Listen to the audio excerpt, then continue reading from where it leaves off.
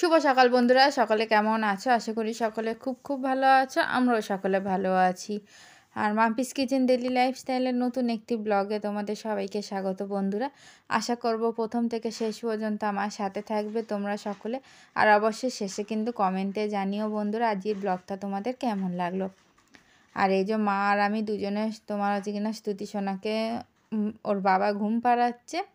আর আমরা দুজনে তাড়াহুড়ো করে সমস্ত কাজগুলো এখন সেরে নিচ্ছি, যেহেতু আমাদের যিনি হেল্প করেন তিনি আজকে আসবেন না, ওই কারণে আর একটু চাপ পড়ে গেছে আমাদের। যেহেতু উনি আসলে অনেকটা হেল্প হয়, তবুও তোমার হচ্ছে কিনা বাইরে উঠোন ঝাড়ু দেওয়া এই সমস্ত কিছু কাজ বাজ থাকে। আর তোমরা তো দেখেছোই আমাদের কত বড় উঠোন, তো সেটা ঝাড়ু দিতে অনেকটাই তোমার সময় লেগে যায়, ওই কারণে একটু সমস্যা হয়।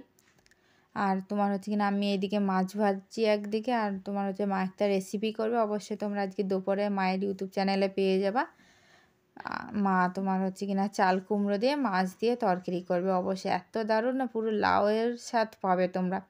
মানে কি বলবো বন্ধুরা, অসময়ে তোমরা লাউ না খেতে পারলে চাল কুমড়ো ওইভাবে করে খেয়েও, আশা করি খুব খুব ভালো লাগবে তোমাদের সকলের। আর বন্ধুরা অবশ্যই এখনও পর্যন্ত আমার চ্যানেলকে যারা সাবস্ক্রাইব করেনি, অবশ্যই আমার চ্যানেলকে সাবস্ক্রাইব করে আমার পাশে থেকো। তোমরা প্রথম থেকে শেষ পর্যন্ত আমার সাথে থেকো বন্ধুরা, যাতে আমি তোমাদের ভালোবাসায় তোমাদের আশীর্বাদে এগিয়ে যেতে পারি। আর তোমাদের প্রার্থনায় তোমাদের ভালোবাসায় স্তুতি সোনা এখন পুরোপুরি অনেকটাই সুস্থ আছে। আর তোমার হচ্ছে কিনা একটু পরে স্তুতি সোনাকে তোমাদের দেখাবো আমি। আর এই যে বন্ধুরা তোমার হচ্ছে কিনা সকালে ব্রেকফাস্ট করতে বসেছি। ব্রেকফাস্টে আজকে সোয়াবিন করেছে আর আমি ভাত খাচ্ছি। তো হচ্ছে কিনা রুটি কদিন ধরে খাচ্ছি না, কদিন ধরে সকালে ভাতই খাচ্ছি, একবারে ভাত হয়ে যাচ্ছে, তাড়াতাড়ি করে করে নিচ্ছি। এতে কি বলো তো বন্ধুরা, পরে না আর অসুবিধা হয় না আমার। আর এই যে খেতে বসেছি, আর মা তোমার হচ্ছে কিনা পুচকু সোনার জন্য তেল গরম করতে দিয়েছিলাম ভাতের হাঁড়ির ওপরে, ওটাই নিতে এসে আমার সোয়াবিন তরকারি দিয়ে ভাত খেতে না ভীষণ ভালো লাগে। তোমাদের কাদের কাদের সোয়াবিন তরকারি খেতে ভালো লাগে অবশ্যই বন্ধুরা কমেন্টে জানিও।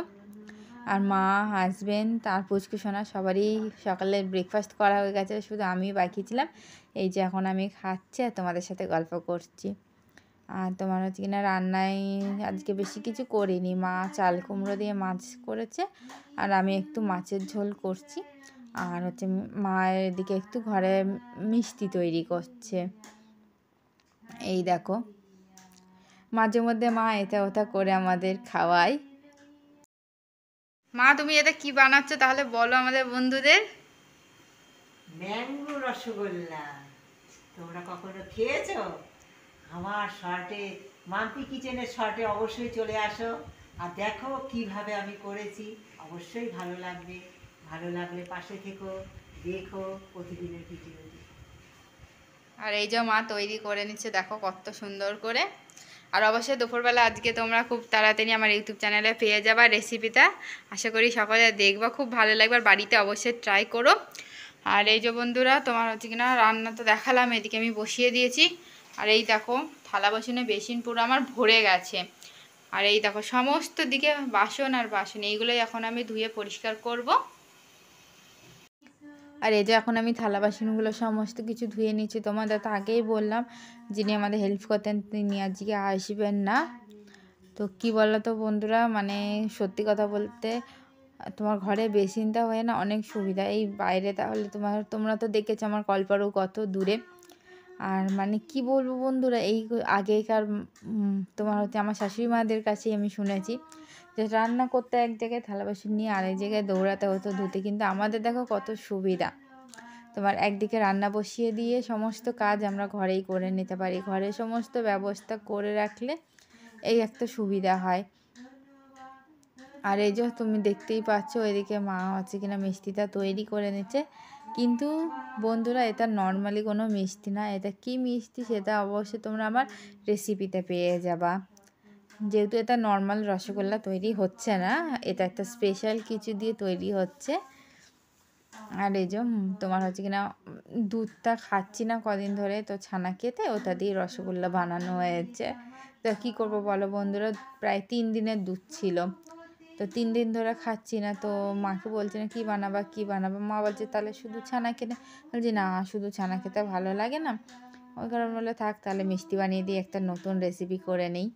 আর এই যে বিকেলবেলা একটু বন্ধুরা বেরিয়েছি, তো হঠাৎ না তোমার হচ্ছে কিনা আমাদের যিনি হেল্প করতেন তিনি এসছিলেন, এসে বললো জানো তোমরা দেখেছো যে ওইদিকে জল মানে বর্ষার জল ঢুকে কি অবস্থা হয়েছে, তোমরা কি জানো? আমরা বললাম না, পদ্মায় তো যাওয়া হয়নি, দেখা হয়নি। যেহেতু বন্ধুরা এই দিকটা ভেসে গেলে আমাদের ওদিকে ভেসে যাবে, এই কারণে একটু চেক করতে এসেছিলাম আমি।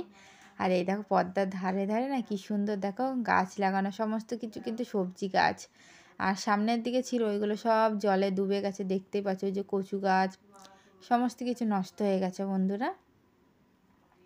আর আমাদের পদ্মাটা না অনেকটা বড়, তোমার হচ্ছে কি না আমরা যেদিকে ডাক্তার দেখাতে যাই সেদিক থেকেও দেখানো যায়। আর এই যে বরবটি গাছ, কি সুন্দর বরবটি ধরেছে।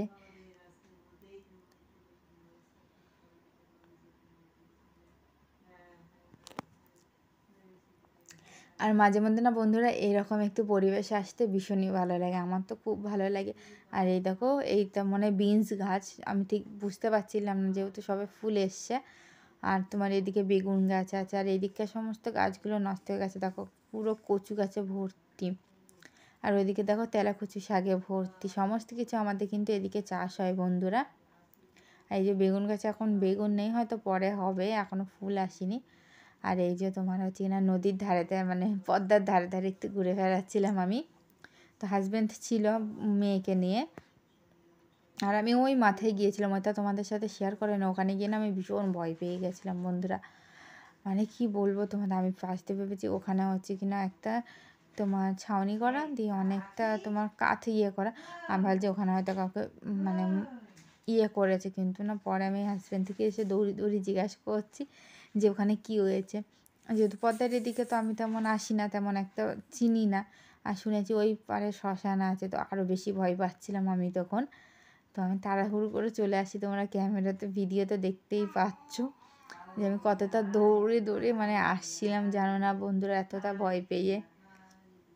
আর এই যে বাড়ি চলে এসছে, তো আমাদের পদ্মা দিয়ে ওই পাশে গেছিলাম, এখান মানে অনেক জায়গা থেকেই পদ্মায় যাওয়া যায়। আর এই যে স্তুতিসোনাকে নিয়ে একটু বেরিয়েছিলাম, অনেক দিন পর স্তুতিসোনা তো বাইরে বেরিয়ে ভীষণ খুশি। আর এই যে বন্ধুরা বর্ষার জলে না পরিপূর্ণ হয়ে পুরো সবজি বাগান বলো, আর এই পুকুর মানে এদিকে তো ভেড়িতে মাছ ছিল, সমস্ত মাছ পদ্মায় চলে গেছে জানো না। তো ওনারা তোমার হচ্ছে কিনা আর দেখো গরুর পিঠে একটা শালিক উঠে বসে আছে, এই দেখো উড়ে যাচ্ছে শালিকটা আবার। আর এদিকে তিল বাগান ছিল, তিলটা তুলে নিয়েছে এখন, তো মানে কী ভাগ্যিস তুলে নিচ্ছি, কেন আর 2-3 দিন বৃষ্টি হলে জল পুরো উপচে এদিকে চলে আসবে। আর তোমরা দেখতেই পাচ্ছ ওই দিকটা পুরো বেড়া দেওয়া, তো এটা একটু পরে আমি তোমাদের বলছি এটা কিসের জন্য দেওয়া হয়েছে। যেহেতু আমাদের দিকে তো ভেড়িতে মাছ চাষ করা হয় বন্ধুরা। আর দেখো এই পাশেরটায় তোমার মাছ ছেড়েছে যাদের ভেড়ি, তো ওরা পুরো নীল মশারি দিয়ে কভার করে দিচ্ছে। আর ওই পাশে ওই দেখো মাছ ধরছে, আর ওই দিকেরটা না কভার করার আগেই পুরো পদ্মার জল ঢুকে পড়েছে ওই পাশ দিয়ে, ওই কারণে ওটা আর কভার করতে পারিনি। তো ওনাদের ভীষণ ক্ষয়ক্ষতি হয়ে গেছে, মানে তোমার কি বলবো অনেক টাকার মাছ তোমার ছাড়া ছিল, তো একটা মাছও পাওয়নি, আর সমস্ত মাছ পদ্মার দিকে চলে গেছে। আর এখন পদ্মা দিয়ে ধরাটা সম্ভব না বলো। আর এই যে এখন মশলা করতে বসেছি, যেহেতু কালকে রোববার সকাল সকাল রান্নাবান্না আছে, ওই কারণে রাতেই মশলাটা বেটে রাখছি। এই যে ধনিয়াটা বেটে রাখছি, ধনিয়াটা 2 দিনকার বেটে রাখলাম, আর জিরাটাও বেটে রাখছি। আর অসময় পেলেই না আমি এই কাজগুলো করে রাখি, তাহলে কি বলো তো বন্ধুরা তাড়াহুড়ো করে রান্নাটা হয়ে যায়। আর তোমাদের সকলকে ধন্যবাদ জানাই প্রথম থেকে শেষ পর্যন্ত আমার ব্লগটি দেখার জন্য।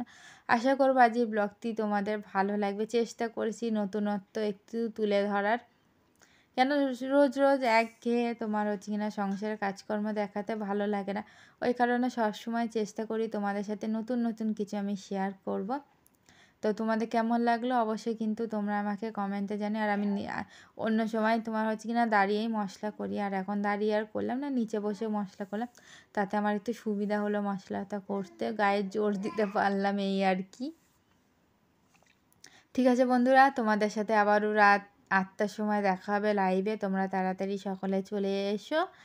আর তোমাদের আগামীকাল তোমাদের সাথে দেখা হবে নতুন একটা ব্লগে, তোমরা সবাই ভালো থেকো, সুস্থ থেকো।